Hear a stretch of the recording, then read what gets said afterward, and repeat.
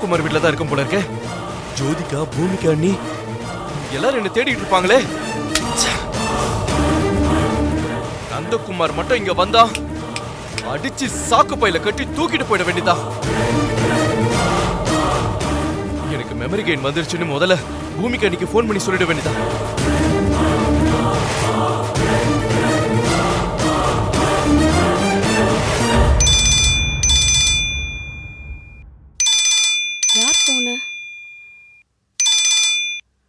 Hello hello hello aunty, நான் சர்வேஷ் பேசுறேன். சர்வேஷ், நீங்களா? ஐயோ, என்னால நம்பவே முடியலையே. நிஜமாவே நீங்க சர்வேஷா தானே பேசுறீங்க? ஐயோ, நான் தான் ஆண்டி பேசுறேன். எனக்கு மெமரி கெயின் ஆயிடுச்சு. நான் நல்லா தான் இருக்கேன். உண்மையதான் சொல்றீங்களா? ஆமா ஆண்டி. அந்த நந்தகுமார் என்னை எங்க கொண்டு வந்து அடைச்சு வச்சிருக்கானோ அந்த இடம் எங்கன்னு நான் தெரிஞ்சுக்கிட்டேன். எனக்கு இப்ப நல்ல அடையாளம் தெரியுது. ஏற்கனவே இந்த மாதிரி சொல்லிட்டு நம்ம வீட்டுக்கு வந்து பூமிகாவை கடத்திட்டு போக பாத்தீங்க. இப்ப அந்த நந்தகுமார் உங்களை என்ன சொல்லி தூண்டி விட்டுருக்கான்? ஐயோ ஆண்டி, நான் மெமரி லாஸ்ல இருக்கும்போது அந்த நந்தகுமாரோட கட்டுப்பாட்டுல இருக்கிறதுனால அவன் சொன்னதெல்லாம் நான் கேட்டேன். இப்ப வாழைப்பழத்தை சாப்பிட்டு பழைய நினைவெல்லாம் வந்துடுச்சு. இங்க பாருங்க ஆண்டி, நான் சுயநினைவோட தான் பேசுறேன். தயவு செஞ்சு என்ன நம்புங்க ஆண்டி. சர்வேஷ், இதுல எதுவும் நாடகம் இல்லல்ல? நீங்க உண்மைதானே சொல்றீங்க? இது பாருங்க, திரும்ப எங்க எல்லாரும் ஏமாத்திராதீங்க. கடவுளே, உங்களை நான் எப்படி நம்ப வைக்கிறது? நம்ம குடும்பத்தை கஷ்டப்படுத்துற அந்த நந்தகுமாரை நான் பழி வாங்காம விட மாட்டேன். தயவு செஞ்சு நம்புங்க ஆண்டி, ப்ளீஸ் ஆண்டி. சரி சர்வேஷ், நான் உங்களை நம்புறேன். இது பாருங்க, அவனை பழி வாங்கறதுல அப்புறம் பாத்துக்கலாம். முதல்ல அங்கேயிருந்து தப்பிச்சு வாங்க. ஐயோ ஆண்டி, நான் வர மாட்டேன். அந்த நந்தகுமார் இங்க வருவான். அவனை அடிச்சு கைய காலெல்லாம் கட்டி போட்டு உங்ககிட்ட கொண்டு வந்து நிறுத்தல. என் பேர் சர்வேஷ் ஆண்டி. ஐயோ வேண்டாம் சர்வேஷ், உங்களுக்கு எதுக்கு வேண்டாத வேலையெல்லாம்? அவனை பழி வாங்கறதுல அதுக்கப்புறம் பாத்துக்கலாம். முதல்ல தயவு செஞ்சு வீட்டுக்கு வாங்க. சாரி ஆண்டி, அந்த நந்தகுமாரை பிடிக்கிறதுக்கு இதுதான் சரியான நேரம். இதை விட்டா என்னால அவனை பிடிக்க முடியாது. நான் வந்து அவனோட தான் வருவேன். ஐயோ, சொன்னா தயவு செஞ்சு கேளுங்களே, வீட்டுக்கு வாங்கல. இல்ல ஆண்டி, என்னை கன்வின்ஸ் பண்ணாதீங்க. பூமிகா அண்ணியோட பூவும் போட்டு நிலைக்கணும்னா நான் அந்த நந்தகுமாரை பிடிச்சிட்டு தான் வருவேன். நான் அவனை பிடிக்காம வந்துட்டேனா அப்புறம் மதன் அண்ணனை தூக்கு தண்டையில இருந்து எப்படி காப்பாத்துறது? அதுக்கு தானே நம்ம எல்லாரும் இப்படி கஷ்டப்பட்டு போராடிக்கிட்டு இருக்கோம். முதல்ல நீங்க பூமிகா அண்ணியை கூப்பிடுங்க, நான் உங்ககிட்ட பேசுறேன். நீங்க சொல்றதெல்லாம் சரிதான் சர்வேஷ். நம்ம எல்லாரும் மதனோட விடுதலைக்காக தான் போராடிட்டு இருக்கோம். சரி இருங்க, நான் போய் பூமிகா கிட்ட போனை கொடுக்குறேன். ஒரு நிமிஷம் இருங்க.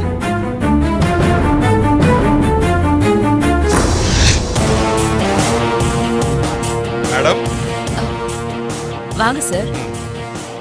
மேடம் இருக்காங்களா? இருக்காங்க. நான் ஜெயில் சூப்பரண்ட் குமாரவேல். மேடத்தை பார்க்கணும். சரி, நான் கூப்பிடுறேன், நீங்க உட்காருங்க. தேங்க்யூ.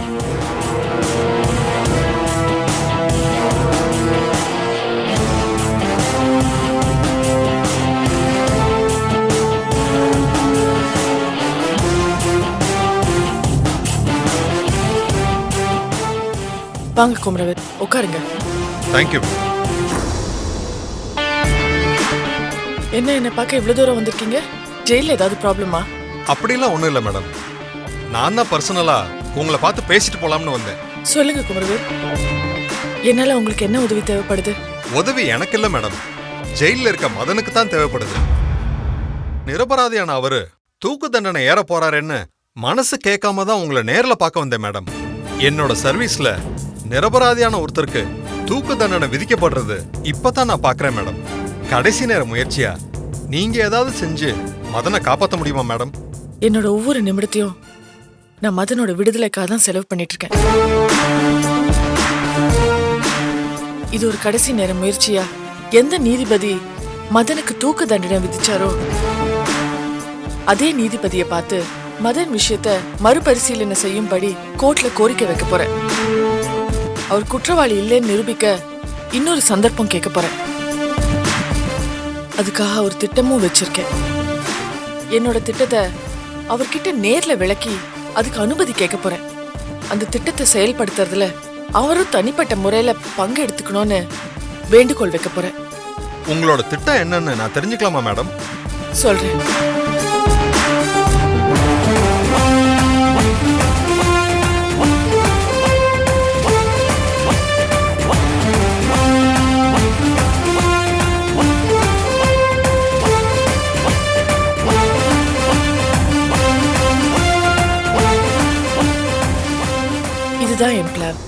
உங்க திட்டம் ரொம்ப அருமையான திட்டம் மேடம். இதுவரைக்கும் யாரும் செய்யாத துணிச்சலான முயற்சியை நீங்க பண்ண போறீங்க. கண்டிப்பா நீதிபதி ஐயா இந்த திட்டத்துக்கு ஒத்துக்குவாரு, சந்தோஷமும் படுவாரு. நானும் உங்களோட வந்து நீதிபதி ஐயா கிட்ட மதன் ஜெயில செஞ்ச நல்ல காரியங்கள் எல்லாம் எடுத்து சொல்றேன் மேடம்.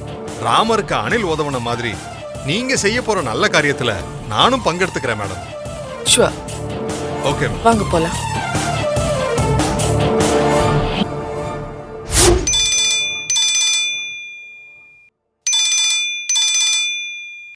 ஹலோ ஹலோ, இது மதன் வீடுங்களா? ஆமாங்க, நீங்க யார் பேசுறது? நான் அவரோட மனைவி தான் பேசுறேன். நீங்க யாரு? நான் ஜெயிலர் பேசுறேம்மா.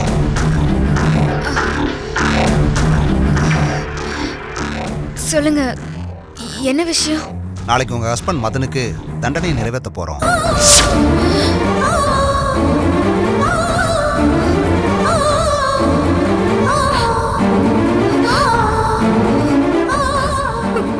ஜெயில் விதிமுறைப்படி தூக்குல போட போறவரோட உடலை நாங்க அவங்க உறவினர்கிட்ட ஒப்படைக்கணும்.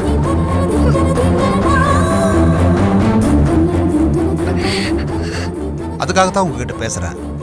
உங்க தரப்புல இருந்து யார் வர போறீங்க? யார்கிட்ட ஒப்படைக்கணும்னு சொன்னீங்கன்னா ஜெயில் விதிமுறைப்படி அவங்க கிட்ட ஒப்படைச்சிருவோம். அதுக்கான சில டாக்குமெண்ட்ஸ் எல்லாம் ரெடி பண்ணிடுவோம்.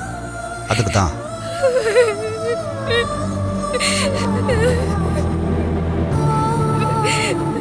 ஹலோ, அழாதீங்க. உங்க வேதனை எனக்கு புரியுது.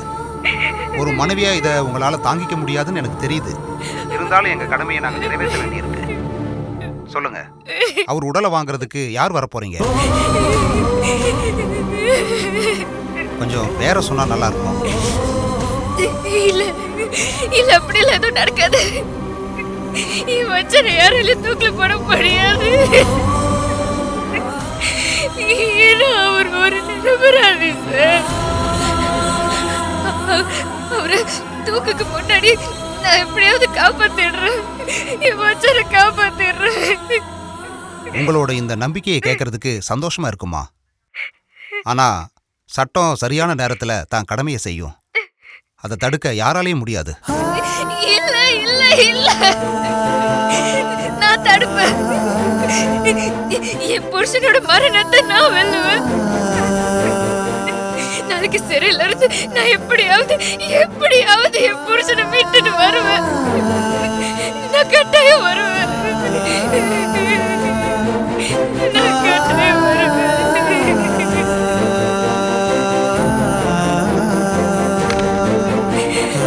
ஒரு மீட்கிறதுக்கு நான் வருவேன்.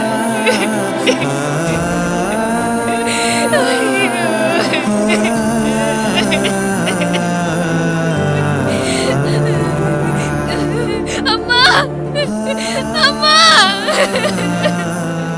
பூமிகா, அம்மா பூமிகா, பூமிகா, பூமிகா, என்னாச்சு? ஏன் இங்க உட்கார்ந்திருக்க?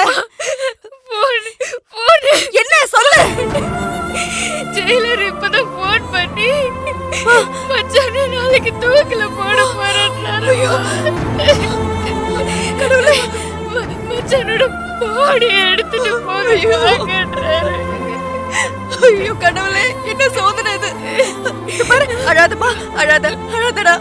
இது பாரு, கல்யாணம் நடக்குதுல, நாடக கல்யாணம் நடக்க போகுதுல்ல, அதுல நந்தகுமாரம் புடிச்சிடலான்னு அர்ச்சனா சொன்னாங்கல்ல. வா, அவங்க கிட்ட போய் இந்த விஷயத்த சொல்லலாம். அவங்க கண்டிப்பா ஏதாவது ஒரு வழி பண்ணுவாங்க. வா பூமிகா, போலாம். வாமா போலாம், வாடா வா.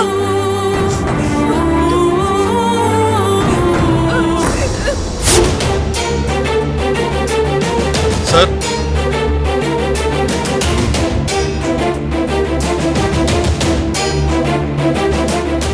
வணக்கம்.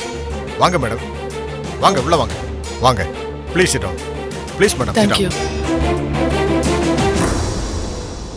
என்ன விஷயமா என்ன பார்க்க வந்திருக்கீங்க? தூக்கு தண்டனை கைதியா இருக்கிற மதன் விஷயமா தான் உங்களை பார்க்க வந்திருக்கோம். சாட்சிகள் படி அவருக்கு தூக்கு தண்டனை விதிக்கப்பட்டிருந்தாலும் உண்மையிலேயே அவர் நிரபராதி. அவரால கொல்லப்பட்டதா சொல்லப்படுற நந்தகுமார் உயிரோட தலைமறைவா சுத்திட்டு இருக்கான். அவனை பிடிச்சு கோட்டார் முன்னாடி நிப்பாட்டி உண்மையை நிரூபிக்கணும்னு நாங்க செஞ்ச முயற்சி எல்லாம் பலன் அளிக்கல. கடைசி முயற்சியா மதனோட உயிரை காப்பாத்துறதுக்கும் குற்றவாளியான நந்தகுமார சட்டத்துக்கு முன்னாடி ஒப்படைக்கவும் ஒரு செயல் திட்டத்தோட உங்க அனுமதிக்காக இங்க வந்திருக்கோங்க. ம், சொல்லுங்க உங்க பிளான் என்ன? அத பத்தி விரிவா உங்ககிட்ட சொல்றேன். ஒரு கல்யாண நாடகத்தை அரங்கேற்றி நந்தகுமாரை பிடிக்கிறதுக்காக ஏற்பாடுகள் செஞ்சிருக்கேன். கல்யாணத்திற்கு அந்த நந்தகுமார் கண்டிப்பா வருவான். அவன் அங்க வந்திருக்கிறத பதிவு பண்ணறதுக்கு ஒரு வீடியோ பதிவு சாதனத்தோட எல்லா ஏற்பாடுகளும் பண்ணிருக்கோம். அங்க வந்திருக்கிறவன் நந்தகுமார் தான் உறுதிப்படுத்த உங்களை மாதிரி உயர்ந்த பதவியில இருக்கிற ஒருத்தர் சாட்சியா இருக்கணும்னு ஆசைப்படுறோம். அந்த சாட்சி நீங்களாவே இருக்கணும்னு விரும்புறோம். சாட்சிகளை விசாரிச்சு தீர்ப்பு சொல்ற என்னையே சாட்சியா இருக்க சொல்றீங்கன்னா உங்களோட புத்திசாலித்தனத்தையும் துணிச்சலையும் நான் பாராட்டுறேன். ஒரு குற்றவாளி உயிரோட இருந்துகிட்டே ஒரு நிரபராதிய குற்றவாளி ஆக்குற செயலை நான் நிச்சயமா அனுமதிக்க மாட்டேன். நீங்க சொல்ற மாதிரி அந்த குற்றவாளி உயிரோட இருந்தான்னா மதனோட தூக்கு தண்டனையை நானே நிறுத்தி சம்பந்தப்பட்டவனுக்கு தகுந்த தண்டனையை கொடுப்பேன். ரொம்ப நன்றிங்கய்யா. கோர்ட்டுக்குள்ள மாத்திரம் நீதிபதியா இருக்காம கோர்ட்டுக்கு வெளியிலயும் நீங்க நீதியை நிலைநாட்ட நீங்க சாட்சியா வரேன்னு சொன்ன உங்க அபூர்வ குணத்துக்கு என் நன்றியை மனசார சொல்லிக்கிறேன். கற்றாரை கற்றாரே காமருவர்னு மூதுரையில் ஔவையார் சொன்ன மாதிரி நேர்மையானவங்களுக்கு நேர்மையானவங்களே உதவி செய்வாங்க. அந்த அடிப்படையில் தான் நானும் உங்க செயல் திட்டத்துக்கு ஒத்துழைக்கிறேன். நீங்க நம்பிக்கையோட போயிட்டு வாங்க. ரொம்ப நன்றிங்கய்யா. ஓகே, வரோம்.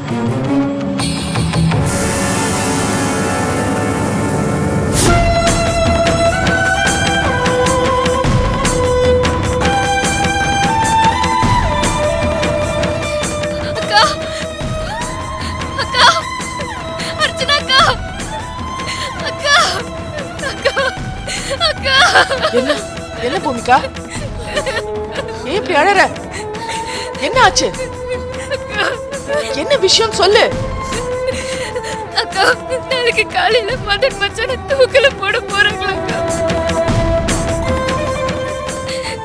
என்ன வந்து மச்சானோட உடலை வாங்கிக்கோன்னு ஜெயிலர் இப்ப போன் பண்ணி சொன்னாருக்கா. அக்கா, அத கேட்ட உடனே நெஞ்சு வெடிச்சிரும் போல ஆயிடுச்சுக்கா.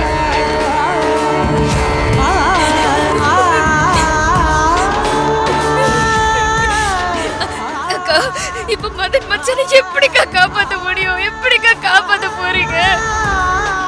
இது வரைக்கும் எத்தனையோ முறை அந்த நந்தகுமாரை பிடிச்சு அவன் உயிரோட தான் இருக்கான்னு சொல்லி போலீஸ்ல ஒப்படைச்சு மதன் மச்சானை காப்பாத்துறதுக்கு எவ்வளவோ முயற்சி பண்ணோம். ஆனா எல்லாமே தோல்வியில முடிஞ்சிருச்சு. இதுக்கு அப்புறமும் நந்தகுமாரை பிடிச்சு போலீஸ்ல ஒப்படைச்சு மச்சானை காப்பாத்துவோங்கிற நம்பிக்கை எனக்கு இல்லக்கா, எனக்கு இல்ல. அழாத பூமிகா, உன் மச்சானுக்கு ஒன்னும் ஆகாது. நான் மதனை தூக்கில இருந்து காப்பாத்திடுவேன். எப்படிக்கா எப்படி காப்பாத்துவீங்க? எனக்கு ரொம்ப பயமா இருக்கு. மதனை காப்பாத்துறதுக்கு நான் பல கட்ட நடவடிக்கைகள் எடுத்திருக்கேன். நான் ஏற்கனவே சொல்லியிருக்கேன். அதுக்காக நான் ஒரு திட்டம் வச்சிருக்கேன். எந்த ஜட்ஜ் வந்து மதனுக்கு தூக்கு தண்டனை கொடுத்தாரோ அவர்கிட்டயே நந்தகுமார் பத்தி எல்லா விவரங்களையும் எடுத்து சொல்லி நந்தகுமார் உயிரோட தான் இருக்கான்ற தகவல் அவர்கிட்ட சொல்லியிருக்கேன். நந்தகுமாரை பிடிக்க ஜட்ஜை விட்னஸ் ஆக்க போறேன். நாளைக்கு நடக்க போற கல்யாணத்துக்கு நந்தகுமார் கண்டிப்பா வருவான். அவனை கையும் களவுமா பிடிச்சிடுவோம். அவனை பிடிக்கிறதுக்காக ஜட்ஜி என் கூட வராரு. அவனோட ஒரு ஒரு நடவடிக்கையும் ஒரு ரூம்ல இருந்து கண்காணிப்பு கேமரா மூலமா வாட்ச் பண்ணிட்டு தான் இருப்பாரு. அவனை மரியாதையா சரண்டர் ஆக சொல்லுவோம். இல்லைன்னா சுட்டு பிடிக்கிறதுக்கும் நான் பெர்மிஷன் வாங்கியிருக்கேன். இந்த கேஸை பொறுத்த வரைக்கும் ஜட்ஜே நமக்கு முழு ஒத்துழைப்பு கொடுத்து அவரே விட்னஸா மாற போறாரு. இது வரைக்கும் எத்தனையோ திட்டம் போட்டு அவனை பிடிக்க முடியாம போயிடுச்சு. இந்த தடவை அவனை பிடிக்க முடியாம போயிடுச்சுன்னா ஐயோ, என் மக பூமிக்காவோட நிலைமை என்ன ஆகுறது நினைச்சனா? கவலைப்படாதீங்க. இந்த தடவை அந்த நந்தகுமார் என்கிட்ட இருந்து தப்பிக்கவே முடியாது. நீங்க தைரியமா இருங்க. பூமிகா, நாளைக்கு நடக்க போறது உண்மையான கல்யாணம் இல்ல. நந்தகுமாரை பிடிக்கிறதுக்காக தான் இந்த ஏற்பாடுன்னு ராதிகா கிட்ட எடுத்து சொல்லி புரிய வச்சிட்டீங்களா? இத ராதிகா கிட்ட சொன்ன உடனே அவ ரொம்ப சங்கடப்பட்டா. அவளுக்கு நிஜமாவே சர்வேஷ் கூட கல்யாணம் நடக்க போகுதுங்கறத நினைச்சு ஆவலா இருந்திருப்பா போல இருக்கு. அதான் அந்த ஏமாற்றத்தை அவளால தாங்கிக்க முடியலக்கா. நான் கொஞ்சம் கொஞ்சமா நிலைமையை எடுத்து சொல்லி அவளுக்கு புரிய வச்சு சமாதானப்படுத்திட்டேன். இதோ ஜோதிகாவும் சர்வேஷை இழந்துருவாளோங்கிற பயத்திலேயே இருந்தா. அவளுக்கும் எடுத்து சொல்லி தைரியப்படுத்தின. நீங்க யாரும் எதுவும் கவலைப்படாதீங்க. ஜட்ஜோட ஒத்துழைப்பு நமக்கு சாதகமா இருக்கிறதுனால அந்த நந்தகுமாரை சுலபமா பிடிச்சிடலாம். சரி, சர்வேஷோட நிலைமை இப்ப எப்படி இருக்கு? சர்வேஷ பத்தி ஏதாவது தகவல் கிடைச்சதா? கிடைச்சதுக்கா. சர்வேஷ்க்கு இப்ப மெமரி லாஸ் இல்லையா, அவருக்கு மெமரி கெயின் ஆயிடுச்சாம். எனக்கு ஃபோன் பண்ணி சொன்னாரு. அப்ப ரொம்ப நல்லதா போச்சு. அப்போ இன்னைக்கே கூட நந்தகுமாரை பிடிக்க வாய்ப்பு இருக்கு. இப்ப நந்தகுமார் எங்க இருக்கான்னு சர்வேஷ் ஏதாவது தகவல் சொன்னானா? அவன் அங்க இல்லையாக்கா, எங்கேயோ வெளியே சுத்திட்டு இருக்கானா. ஆனா எப்படியோ ராத்திரி வீட்டுக்கு வந்துருவான்னு சர்வேஷ் சொன்னாருக்கா. அப்படின்னா இன்னைக்கு ராத்திரியே அந்த நந்தகுமாரை பிடிக்க முயற்சி பண்ணி பாப்போம். நந்தகுமார் வீட்டுக்கு வந்த உடனேயோ இல்ல வீட்டுல அவன் தூங்கும் போதோ வீட்டுக்கு வெளில பூட்டை போட்டுட்டு நம்ம சர்வேஷை இன்ஃபார்ம் பண்ண சொல்லுவோம்.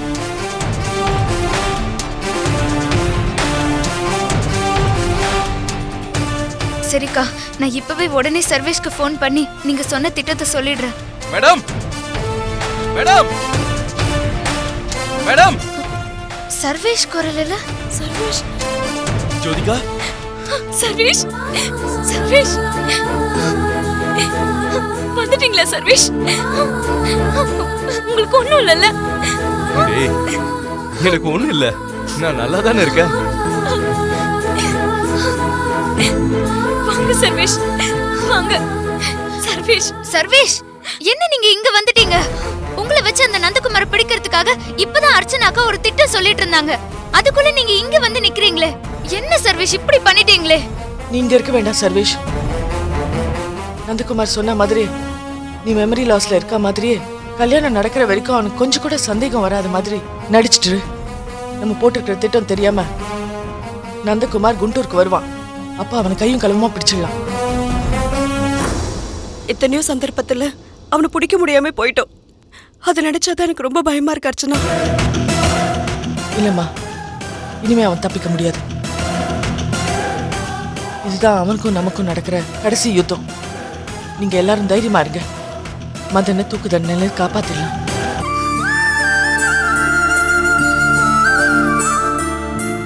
நாளைக்கு என் மச்சனுக்கு பிறந்த நாளுக்கா. அந்த நாள்ல நமக்கு எல்லாம் துக்க நாள் ஆயிடக்கூடாது. நம்ம மன மேடையில நந்தகுமாரை பிடிக்கிறதுக்காக நாடகம் ஆடுறோம். ஆனா என் மச்சான் நிஜமாவே தூக்கு மேடையில ஏற போறாரு.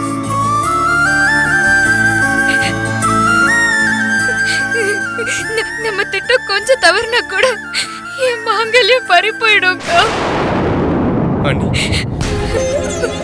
நீ எதுக்கும் கவலைப்படாத பூமிகா. இந்த வாட்டி பிளான் கச்சிதமா இருக்கு. எக்காரணம் கொண்டும் தவறாது. நாளைக்கு மதனோட உயிர் போகாது, நந்தகுமாரோட உயிர் தான் போகும்.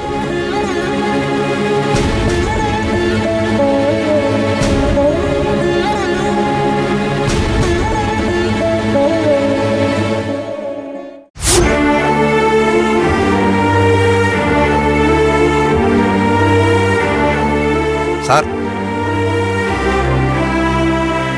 மதன், நாளைக்கு உங்களுக்கு தூக்கு. உங்களோட கடைசி ஆசைகள் ஏதாவது இருந்தா சொல்லுங்க. சட்டத்துக்கு உட்பட்டு அந்த ஆசைகளை நான் நிறைவேற்றி வைக்கிறேன். எனக்கு கடைசி ஆசைக்கு எதுவும் இல்லை சார்.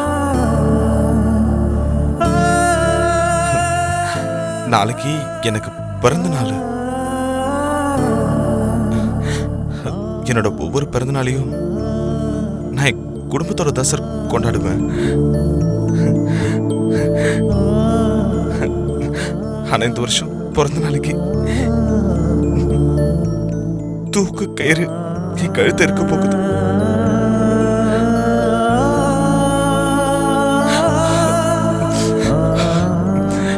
சார், குழந்தை தேவிக வாயால எனக்கு ஹாப்பி பர்த்டேன்னு சொல்லணும் சார். சாகிறதுக்கு முன்னாடி அத நான் காது குளிர கேட்கணும் சார். எனக்கு அது ஒண்ணு போதும் சார்.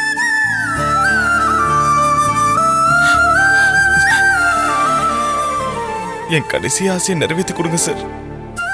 மதன், இதுக்கு முன்னாடி எத்தனையோ தூக்கு தண்டனை கைதிகள் கிட்ட உங்களோட கடைசி ஆசை என்னன்னு கேட்டிருக்கேன். ஒவ்வொருத்தரும் ஒவ்வொரு விதமா அவங்களோட கடைசி ஆசைய சொல்லிருக்காங்க. ஆனா உங்களோட கடைசி ஆசைய ஒரு தகப்பனா என்னால நல்லா புரிஞ்சுக்க முடியுது. உங்க கடைசி ஆசைய நான் நிச்சயமா நிறைவேற்றி வைப்பேன். மதன், நம்பர் சொல்லுங்க. 9841. ஓகே.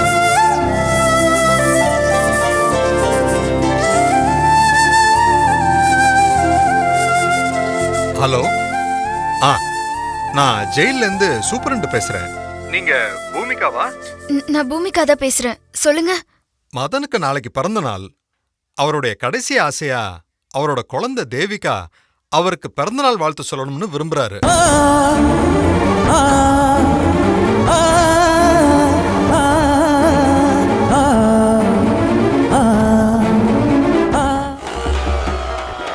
சில்லற பிரச்சனையோடு இருந்த இந்தியாவில் சில்லறையே பிரச்சனையாக மாறினது இந்த 2 மாசத்துல தான். ஏடிஎம்ல பணம் வந்தா என்னமோ எக்ஸாம் ரிசல்ட் வந்த மாதிரி ஃபீல் பண்ணது இப்பதான். ஆனா ஏடிஎம்ல காசு இருக்கானே தெரியாம நிறைய பேர் கியூல நின்னது கடந்த 2 மாசத்துல தான். குழந்தைங்களுக்கு எதிரான வன்முறை செயல்கள் அதிகமானது இந்த 2 மாசத்துல தான். சேஞ்ச் இல்லைன்னு எல்லா உண்டிலும் உடைக்கப்பட்டிருக்கு. அதுக்கு காரணம் நாங்கெல்லாம் மிடில் கிளாஸ். எவ்வளோ வச்சாலும்